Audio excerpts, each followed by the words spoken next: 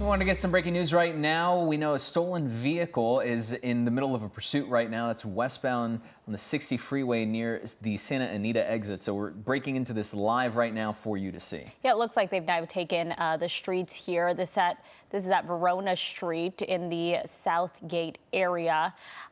You could see that SUV making its way through this residential area, blowing through some stop signs there. As we said, we know that police tried to stop this vehicle because they believe it is a stolen car. We don't know any details on how many people may be inside, but they continue to evade officers there, just kind of blowing through that intersection. And it's a Sunday night. There's people out and about enjoying their evening, and this can be a very dangerous situation at this point. We're not seeing, Gio, any police vehicles behind it. I don't know if our chopper pilot photographer there can maybe zoom out for us to see if any are following him, but we're not sure what agency tried to stop him just yet. No, and what we're noticing, at least in comparison, because this is the same area, or at least a similar area to a pursuit when we were checking in just last week, as you notice here, pulling into an alleyway and sort of zooming around. It can't really tell if it's coming to a stop, and there it is right there. Driver coming out. Two, in fact, yes, but then reaching for the back seat. Looks like it was locked, now getting back into the driver's seat. But that second person, it looked like a guy was in the driver's side, a girl was in the passenger side, and the driver got back in the vehicle while the woman there is she just got dropped off, and the driver got back in and is now headed back on the street here, Ferris Avenue and Telegraph. And you have to wonder if that was perhaps someone who was already in the car beforehand, because we know that this is a stolen vehicle, so that means the driver was perhaps removed, and who knows, maybe that person was the initial driver, moved over. These are questions, obviously, that we're still trying to figure out. But there you see one cruiser, we just zoomed out and are now zooming back in, that was in pursuit, at least close behind. But this is still a very ongoing situation, and one that sort of took a turn there where we had a lot of questions with a full-on stop, someone exiting the passenger side, and that driver just getting back in, and it looks like they might be the only person in that vehicle right now. Yeah, it looks like maybe police weren't right behind it at the moment that they were able to get out. That woman got out of the car, and then the suspect got back in. Now you can see riding the median there, swerving around vehicles, a very dangerous situation. We do know it was a man. He got out here. You'll see this video. They pull into this parking spot. You see the driver get out, and then a woman get out from the passenger. He tries to open the back seat there, it looks like. Not sure what he was going for. And she walked into the building in front there very, very briefly before walking back out. You see it in the frame there again. So this is where the confusion sort of lies, is that it's hard to judge what sense of urgency or what exactly is going through someone's mind in that moment, but kind of stepped out of the car, went briefly into a doorway or an alleyway, and then came back out almost as if to see what was going on with the car. So anyway, I was going to bring up this point earlier to you, Leslie, which is this is the Southgate area, similar to a pursuit that we checked in with at this time last week, and that just making wildly different turns and speeds. Remember, that one was a lot more casual in its cadence, which is to suggest that on these surface streets it was going a lot slower. This one is just blowing through intersections at a speed that it's at least double what we saw. And Gia, we want to bring in Dave Avila, retired LAPD pilot. Okay, we don't have Dave Avila yet. We are trying to get him on the line with us to see if we can get any insight. Many times he's able to give us just a little more information. Looks like Dave Avila is now on the phone. Dave, can you hear us?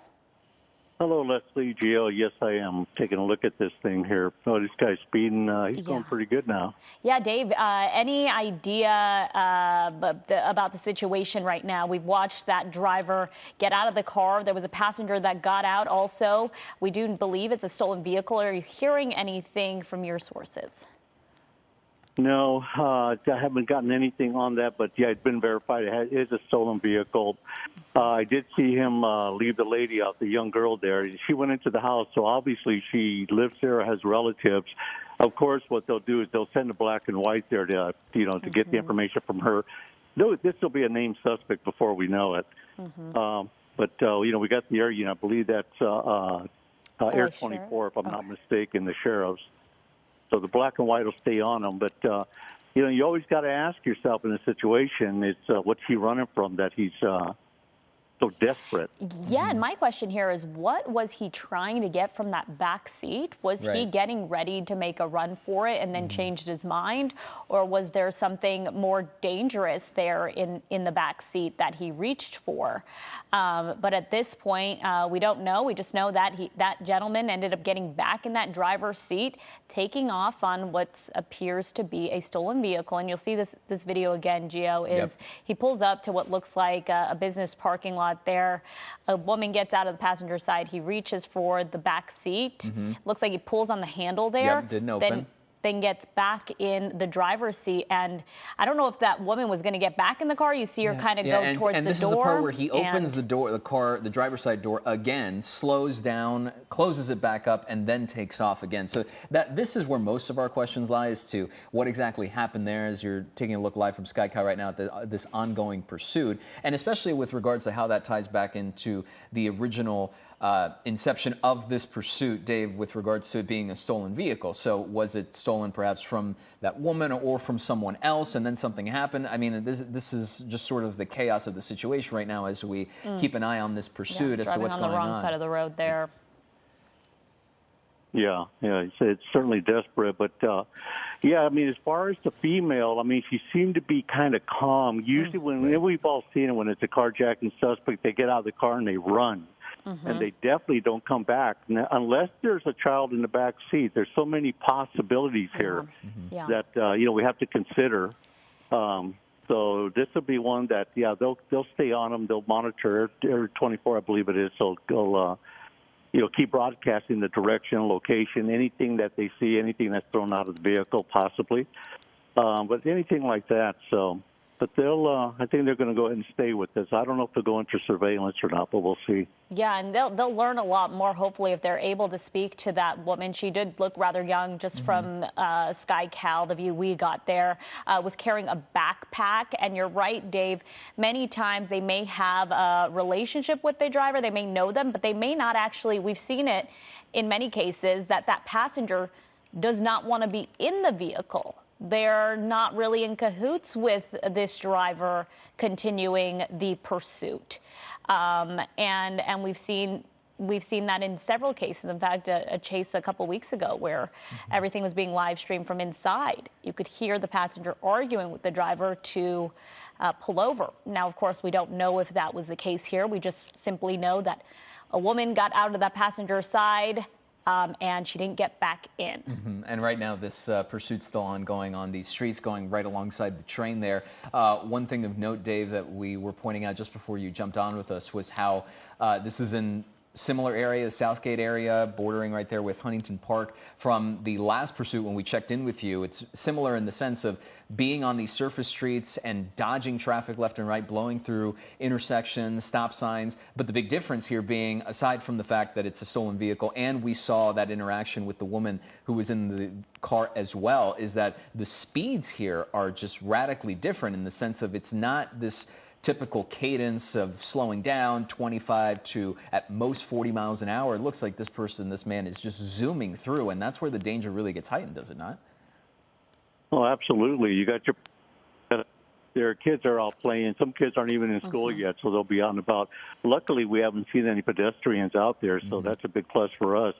But as far as the desperation goes, I mean, this, we don't know about this suspect either. Is it a first, second striker? Is he looking at going back in the joint, or is he, because it's a little bit faster than normal. And when the cameraman went ahead and pulled back, I didn't see any black and white on him, because they try to de-escalate the system. That's why they go into surveillance. But if they are, it's not working. So at some point, they'll probably go ahead and re-engage the pursuit. But that would be up to the watch commander, the incident commander. Yeah, I was going to say the incident commander is really the one that has their finger on the decisions of what will happen with these pursuits. And that's the person that's closely watching, right? If this is getting too dangerous for the public, if it's getting too dangerous for officers. And right now it looks like all cruisers have pulled off. So I'm wondering if producers or our assignment desk here can confirm whether or not this is now turned into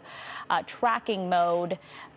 or if this is still considered a pursuit here. But while they figure that out, Dave, we still have you here on the line, and that's the case, right? Many times the incident commander will try to back off so that this suspect is able to just you start to follow the rules of the road at least.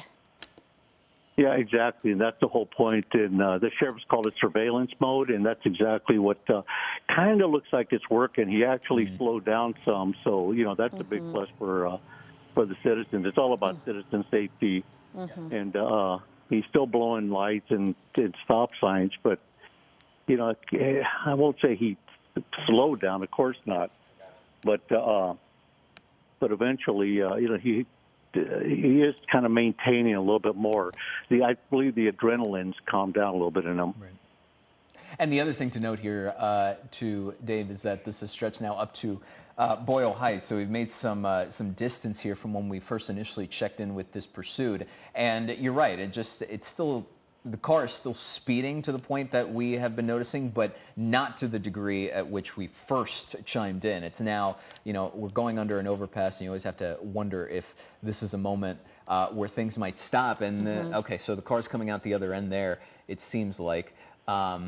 As we try to maintain the eye, yes, okay, so it is looking like it's right there. And there you go. They tried to swerve. Down. Well, they tried to swerve. It looked like they were going to make a right turn there, and instead they decided not to and continue on. But we're getting a better look when we zoom out there, that you can still see that LASD sheriff's bird, that helicopter overhead here. You saw that person, this driver here, make a U-turn and heading right back where they came from. It's giving me the indication, Dave, that this person possibly knows this area, since they're staying right in this Boyle Heights, East LA community. Yeah, I agree with you, Leslie. And we've seen that before. They like hanging around areas that they know. He was going to make that right turn back there and decided not to for some reason.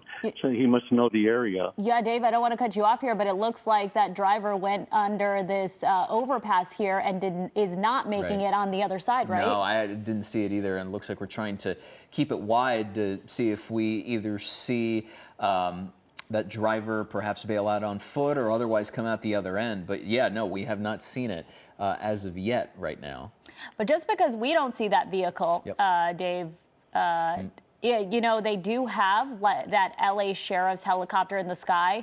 They're able to get a good look, right, and see if that person starts to take off. Oh, yeah, absolutely. We also got a good video for them on when he let off the young lady. So we got a great description on them. You know what, Dave? It looks like they did end up making it on the other side. If this is the vehicle, it looks like the gentleman, the driver, was wearing a white shirt. Wearing a white shirt, yeah. So it looks like this is the car, the stolen vehicle that police have been pursuing. The driver is going to continue on now, getting on the 101 north here from the 60. So now picking up on the freeway there. We know that this started with LA County sheriffs. They then told CHP to take over when the pursuit got on the 60. And now we're back on the freeway here. We haven't seen any black and whites, the sheriff's department riding behind this car. But, you wonder if CHP is going to pick this up now. Yeah, we had a pursuit. We didn't quite make it to TV last night where LASO requested the CHP, and the CHP said unable at this time. So we'll see if they're going to request them. The other thing I'm thinking is that, when he parked underneath that bridge, and maybe he did remove something out of the back, some type of evidence or something that didn't belong to him. So there's maybe a weapon. We don't know yet. But it's definitely going to be a felony suspect, so we'll just keep an eye on them. Meanwhile, we don't see the black and whites. They're in the vicinity. Air units putting out the location of the suspect and possible direction. So we'll see if LA City joins in. Yeah, and the car jumping back on off an exit here and coming into Central City East in the middle of the intersection, now making another U-turn and jumping back off. And obviously in that moment where this vehicle back in Boyle Heights making a right here, pardon me, but we obviously had that same question, or at least I did, Dave, of going under the overpass, and given our experience just from checking in with you a week ago, was okay, now all of a sudden the possibility of perhaps switching cars or getting other people involved, now that comes top of mind, given that we saw it so recently. Right, exactly.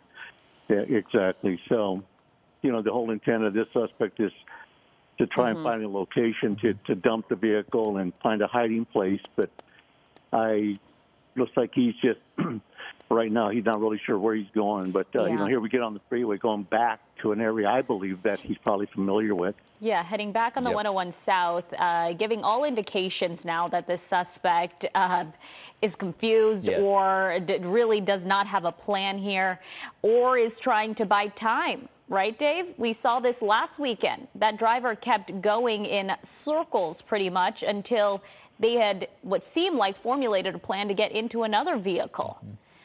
So these suspects sometimes, they're trying to buy time, but in the end, we know that pursuit ended with all those people in custody. Yes, everybody was in custody. 3 in our vehicle and I believe 2 in the other vehicle. We had 2 pursuits back to back on that time. Very unusual. But pulling into this guy's getting off on. Pulling onto a gas station right now, very similar to just this week. So the car's coming to a stop, reversing a bit. Difficult to see now underneath the roof of where all the pumps are, but there's the vehicle again. Okay, trying to see what exactly they're trying to do, but it speaks to that confusion of just sort of going in circles back onto the street here, essentially where they started after pulling back on the 101 South and here on surface streets. At the moment, when we get a chance, I also want to, in case anybody is just joining us or checking in, pull up that video of what happened earlier, because that's been the big crux of this entire pursuit, Dave, which is this is earlier. When we first checked in, you see this vehicle pull into sort of a parking lot adjacent to other cars. You see a woman get out of the passenger side, go inside briefly. The man gets back into the driver's seat after pulling on that passenger door behind him, didn't open. She's sort of casual, not terribly seemingly concerned. Who's to say? That's obviously part of the questions that we're asking. Gee, I'm going to stop you here because we're watching the vehicle. If we can take this full live. They're in a parking lot now. Looked like he was going to park. Now he's reversing here. And we're going to watch the next move.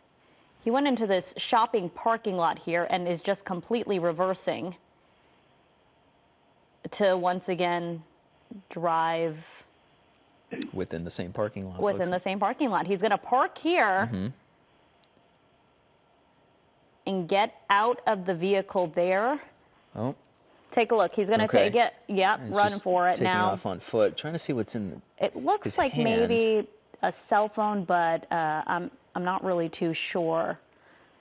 See, one hand he's holding up what looks like his pants. The other hand possibly...